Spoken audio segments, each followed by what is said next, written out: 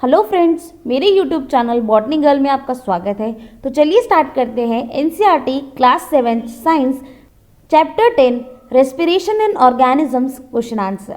तो video start करने से पहले अगर आपको मेरी वीडियो अच्छी लगे तो प्लीज़ मेरी वीडियो को लाइक करें, कमेंट करें और मेरे चैनल को सब्सक्राइब करना ना भूलें। अगर आपको मेरी वीडियो अच्छी लगे तो प्लीज़ मेरे चैनल को सब्सक्राइब ज़रूर करें। So question number 1, why does an athlete breathe faster and deeper than a usual after the finishing the race? ऐसा क्यों होता है कि जो एथलीट होता है वो ज़्यादा गहरी सांसें और जल्दी जल्दी सांसें लेता है एज कम्पेयर टू जब वो अपनी रेस को फिनिश करता है? Answer is athlete need a lot of energy during the race. जो जैसे कि आपको पता है कि जो एथलीट होते हैं उनको बहुत सारी एनर्जी चाहिए होती है ड्यूरिंग द रेस, और and for the release of energy they need a lot of oxygen. अब उनको जो एनर्जी रिलीज करनी है रिलीज करनी है तो उनको क्या चाहिए होगा? ज़्यादा से ज़्यादा ऑक्सीजन चाहिए होगा, इसीलिए वो ज़्यादा ब्रीथ करते हैं फास्टर रेट में as compare to after finishing the race. Question number 2, list the similarities and difference between aerobic and anaerobic respiration. आपको सिमिलैरिटीज और डिफरेंस बताना है एरोबिक और एनारोबिक रेस्पिरेशन में। तो सिमिलैरिटीज क्या है पहले वो देख लेते हैं। In both kind of respiration food particles are broken down to release energy. देखिए दोनों टाइप की रेस्पिरेशन में जो फूड पार्टिकल्स जो होते हैं वो ब्रोकन डाउन होते हैं स्मॉलर पार्टिकल्स में और रिलीज होती है energy. Second is both occur inside the cell. अब ये दोनों टाइप की जो रेस्पिरेशन होती है ये हमारे सेल्स के अंदर होती है। And third is both supply by products, और दोनों ये रेस्पिरेशन है ये सप्लाई करती हैं by products. Next is difference between aerobic and anaerobic respiration.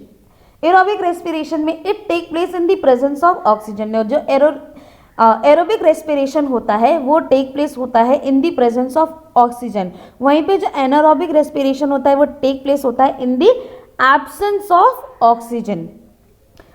Aerobic respiration में जो एंड प्रोडक्ट्स होते हैं वो होते हैं कार्बन डाइऑक्साइड एंड वाटर, लेकिन एनारोबिक रेस्पिरेशन में जो एंड प्रोडक्ट होते हैं वो क्या होते हैं? Carbon dioxide and alcohol.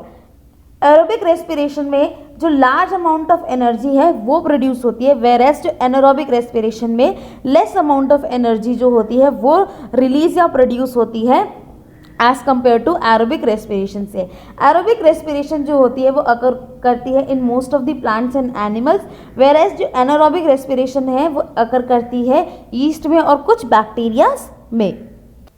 Question number 3, why do we often sneeze when we inhale a lot of dust laden air. देखिए हमें छींके क्यों आती हैं अगर हम अगर इनहेल कर सकते हैं, इनहेल कर लेते हैं हम कुछ डस्ट वाली एयर। तो answer is when we inhale dust laden air the dust irritates the nose as a reflexive action the dust is through out through the sneezing. देखिए जब हम इनहेल करते हैं एयर को जो डस्ट से भरी हुई है तो जो डस्ट है वो इरिटेट करती है हमारी नोज़ को, और एज अ रिफ्लेक्सिव एक्शन जो हमको छींक आती है, स्नीज आती है, जिसकी वजह से जो डस्ट है उसको हम बाहर निकाल देते हैं। Question number 4, take 3 test tubes, fill 3/4 of each with water, label them A, B, C, keep a snail in the test tube A, water plant in the test tube B, and C, keep snail and plant both. Which test tube would have a highest concentration of CO2? देखिए आपको 3 test tube लेनी है जिसमें 3/4 में आपको fill कर देना है वाटर और आपको लेबल कर देना है A, B, C। A में आपको स्नेल रखना है, दूसरे में आपको वाटर प्लांट रखना है और C में आपको स्नेल और प्लांट दोनों रखना है। तो आपको ये बताना है कि किस टेस्ट ट्यूब में ज़्यादा कंसेंट्रेशन होगी CO2 की। तो जो टेस्ट ट्यूब ए होगी उसमें हाईएस्ट कंसंट्रेशन होगी CO2 की, क्योंकि जो टेस्ट ट्यूब है ए है उसमें स्नेल है जो CO2 गैस को बाहर निकालता है, तो वो CO2 की कंसंट्रेशन ज़्यादा हो जाएगी, तो CO2 की कंसंट्रेशन जो है वो ज़्यादा हो जाएगी टेस्ट ट्यूब में। वेयर एज जो प्लांट है वो प्रेजेंट है बोथ टेस्ट ट्यूब ए और टेस्ट ट्यूब बी और सी में। बी और सी में दोनों में जो प्लांट है वो प्रेजेंट है। और आपको ये चीज़ तो पता ही है कि जो प्लांट है वो इनहेल करते कार्बन डाइऑक्साइड, जो डिक्रीज कर देगा CO2 की कंसंट्रेशन को, कार्बन डाइऑक्साइड के कंसंट्रेशन को। इससे ये पता चला कि जो बी और सी जो टेस्ट ट्यूब है उसमें लेस कंसंट्रेशन होगी CO2 की अदर देन ए से। Question number 5, take the correct answer. Take the correct answer है वो करने आपको। The A is in cockroach the air enters the body through, जो कॉकरोच के अंदर जो एयर होती है वो एंटर होती है बॉडी में थ्रू दी ऑप्शन है lungs, gills, spiracles and skin. तो जो कॉकरोच में जो एयर एंटर करती है बॉडी में, जो एयर एंटर करती है कॉकरोच की बॉडी में वो एंटर करती है थ्रू स्पाइरेकल्स के थ्रू एंटर करती है। Second is during heavy exercise we get cramp in the legs due to the accumulation of, जब हम हैवी एक्सरसाइज करते हैं तो हमें अपने लेग्स में क्रैम्प्स आ जाते हैं।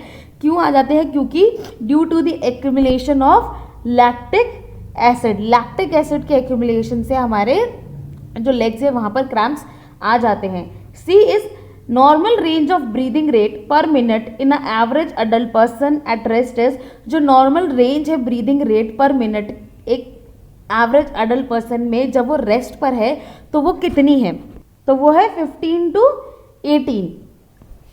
D is during exhalation the ribs, जब हम एक्सहेल करते हैं तो जो रिब्स है हमारी वो मूव करती हैं outward, move downward, move upward और do not move at all. जब हम इनहेल करते हैं, जब हम एक्सहेल करते हैं तो जो हमारी रिब्स है वो मूव करती हैं डाउनवर्ड्स। कैसे मूव करती हैं? डाउनवर्ड मूव करती हैं।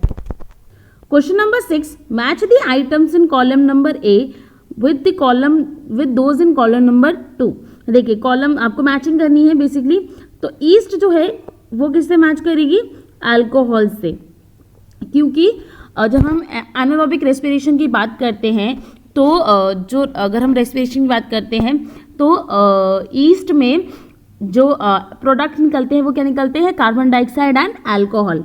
Second is diaphragm, the answer is chest cavity. Skin, earthworm, leaves, stomata, fish, gills, frog, lungs and skin. Question number 7, mark T if the statement is true and F if the statement is false. True false है। Question number 1, during heavy exercise the breathing rate of person slow down. जब हम heavy exercise करते हैं तो हमारी जो breathing rate है वो कम हो जाती है। तो आंसर इज फॉल्स। जब हम एक्सरसाइज करते हैं तो हमारी ब्रीदिंग रेट इंक्रीज हो जाती है बल्कि। Next is plant carry out photosynthesis only during the day and respiration only at night. The answer is false. Next is frog breathe through their skin as well as their lungs. जो frog है वो breathe करते हैं through their skin as well as lungs. तो answer is true. Yes, वो अपनी lungs और skin दोनों से ब्रीथ करते हैं। Fourth is the fishes have lungs for respiration. The fishes होती है क्या? उनके पास लंग्स होते हैं रेस्पिरेशन के। The answer is false. उनके पास गिल्स होती हैं रेस्पिरेशन के लिए। Fifth is the size of chest cavity increase during inhalation. जब हम इनहेल करते हैं गैस को, जो हमारा साइज होता है चेस्ट कैविटी का वो इंक्रीज हो जाता है। The answer is true. Yes, जब हम इनहेल करते हैं तो हमारी जो साइज होती है चेस्ट कैविटी का वो इंक्रीज हो जाता है। Question number 8, given below a square of letters in which are hidden different word related to respiration in organism. These words may be presented in any direction, upward, downward, along the diagonals. Find the words from the respiratory system. देखिए question number 8 में आपको ये जो square है उसमें कुछ letters दे रखे हैं जिसकी डिफरेंट वर्ड्स जो है वो रिलेटेड है रेस्पिरेशन इन दी ऑर्गेनिजम्स से। आपको ये वर्ड को फाइंड इन लेटर्स को जोड़ के एक मीनिंगफुल बनाना है जो रिलेटेड हो गए रेस्पिरेटरी सिस्टम से। तो पहला क्या है question? The air tubes in the insect. जो एयर ट्यूब्स होती है इंसेक्ट में वो क्या होती है? Trachea. And the trachea is here. Second is skeletal structure surrounding the chest cavity. जो स्केलेटल सिस्टम है हमारा जो सराउंड करता है हमारी चेस्ट कैविटी को, वो आंसर क्या है? रिब्स। आंसर क्या है? Ribs. Next is muscular floor of chest cavity is diaphragm. तो आंसर क्या है डायफ्राम का? कहाँ है diaphragm?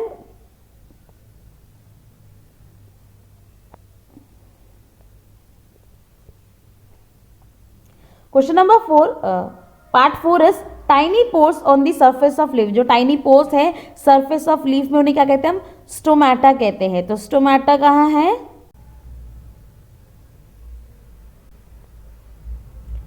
Question number 5, small openings on the sides of body of insect are called spiracles. उनको क्या बोलते हैं हम? स्पाइरेकल्स बोलते हैं। Question number 6, the respiratory organs of human beings. जो रेस्पिरेटरी ऑर्गन्स है ह्यूमन बींग्स के उन्हें हम क्या कहते हैं? लंग्स बोलते हैं। तो लंग्स इज है। 7th is the opening through which we inhale. वो ओपनिंग जिनके थ्रू हम इनहेल करते हैं, the answer is nostril. Nostril के थ्रू जो है वो हम इनहेल करते हैं। तो नॉस्ट्रल ये ना। 8th is an anaerobic organism. Anaerobic organism क्या है? East. Next is organism with tracheal system. Organism जिनका ट्रैकियल सिस्टम होता है, answer is ant. Question number 9, the mountaineers carry oxygen with them because. जो माउंटेनर्स होते हैं वो अपने साथ ऑक्सीजन लेके जाते हैं, क्यों? Option number 1 is at an altitude of more than 5 kilometre there is no air. जब हम एक एल्टीट्यूड पे मोर देन 5 किलोमीटर वहाँ पे कोई एयर नहीं होती है। Second is the amount of air available to the person is less than the available on the ground. जो अमाउंट ऑफ एयर प्रेजेंट है अवेलेबल जो ग्राउंड में होती है वहाँ पर उस जगह पर कम होती है जब हम एल्टीट्यूड पे जाते हैं। The temperature of air is higher than on the ground. जो टेम्परेचर है एयर का वो भारी होता है या हाइयर होता है एज कंपेयर टू ग्राउंड से। D is the pressure of air is higher than on the ground. जो प्रेशर होता है एयर का वो हाइयर होता है एज कंपेयर टू ग्राउंड। तो आंसर है इसका कि the amount of air available to the person is less then available on the ground. जो अमाउंट ऑफ एयर जो अवेलेबल होती है ग्राउंड में उसके मुकाबले में जो अगर हम माउंटेन्स वगैरह में जाते हैं तो वहाँ पर कम होती है। इसीलिए जो ऑक्सीजन सिलेंडर्स जो है वो माउंटेनर्स लेके जाते हैं अपने साथ। तो आज के लिए इतना ही। अगर आपको मेरी वीडियो अच्छी लगी तो प्लीज़ मेरी वीडियो को लाइक करें, कमेंट करें और मेरे चैनल को सब्सक्राइब करना ना भूलें। Thank you so much.